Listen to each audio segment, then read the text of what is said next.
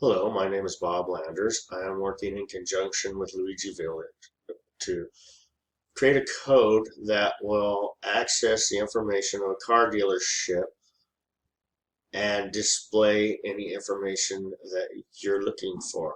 It will also give you the ability to add into the inventory.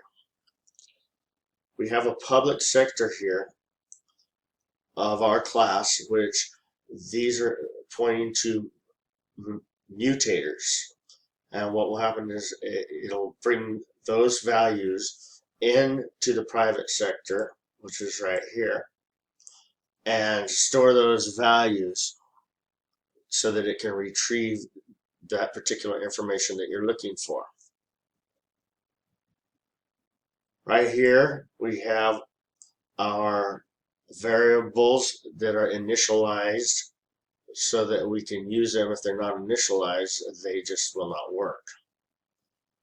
In our main file, we have a section here where we want to read from a data file, and this opens the file and it will store all the information accordingly to the variables that coincide with the way they're written in the data.